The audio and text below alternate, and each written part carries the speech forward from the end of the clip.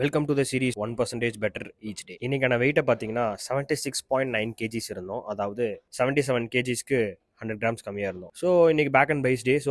Back and biceps pump எப்படி இருக்குன்னு சொல்லிட்டு கொஞ்ச நேரம் போசிங் போட்டு பார்த்துட்டு நேராக வந்தோன்னே சரி இன்னைக்கு நேற்று தான் பிரேக்ஃபாஸ்ட் ஸ்கிப் ஆயிடுச்சு, இன்னைக்கு ஸ்கிப் ஆயிருக்கடான்னு சொல்லிட்டு டப்பு டப்புன்னு குளிச்சுட்டு அயன் பண்ணுறதுக்கு முன்னாடி வந்துட்டு பிரேக்ஃபாஸ்ட்டுக்கு 2 தோசை அமைக்கிட்டு நேராக போயிட்டு ட்ரெஸ் எடுத்து அயன் பண்ணிட்டு அயனிங் முன்னாடி பண்ணால் தான் பிரேக்ஃபாஸ்ட் கட் ஆயிருன்னு சொல்லிட்டு அயனிங்கை கடைசியாக பண்ணலான்னு சொல்லிட்டு சட்டையை அயன் பண்ணிட்டு நம்ம ஃபீனிக்ஸை தூக்கிட்டு ஆஃபீஸ் கிளம்பியாச்சு.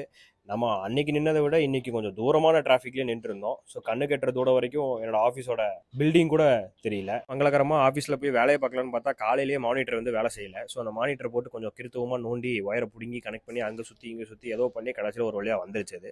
ஸோ அப்புறம் கீபோர்டு அன்னைக்கு டே ஃபுல்லாக கீபோர்டு 4 தட்டு ஒரு 5 மணி போல் லைட்டாக பசிக்குதுன்னு சொல்லிட்டு ஒரு அவக்கடா ஜூஸை போட்டு உட்காந்து மெட்ரோ போகிறதையும் வரதையும் வேடிக்கையை போட்டுட்டு இருந்தோம். ஸோ நைட்டு லைட்டாக பசிக்குது, சரி ஒரு ஐஸ்கிரீம் சாப்பிட்லாம் அப்படின்னு சொல்லிட்டு திருப்பி சொல்கிறேன் 1% பெட்டர் எவ்ரிடே தான். நான் இன்னும் கம்ப்ளீட்டாக கட் டவுன் பண்ண ஸ்டார்ட் பண்ணல. ஸோ அப்படி இப்படின்னு தான் போயிட்டு இருக்கு. ஸோ லைட்டாக பசிச்சுது, ஸோ ஒரு ஐஸ்கிரீம் சாப்பிட்லான்னு சொல்லிட்டு வெளியே வந்தான். பார்த்தா லைட்டாக மழை பிடிச்சிது. மழை நைட்டுன்னு லைட்டாக பிடிக்குதுன்னு பார்த்தா ஒரு 2 மணி வரையும் நாங்கள் எங்கே ஐஸ்கிரீம் சாப்பிட வந்தோமோ அங்கேயே எங்களை உட்கார வச்சாச்சு. உட்காந்து பார்த்தோம். ஸோ இதுக்கு மேலே எதுவும் வாங்கலைன்னா நம்மளை அடிச்சு துரத்திடுவாங்க மழையிலேயே அப்படின்னு சொல்லிட்டு ஏதாவது வாங்கலாம்னு சொல்லிட்டு நம்ம தலைவன் போய் மேகி வாங்கிட்டு வந்தான்.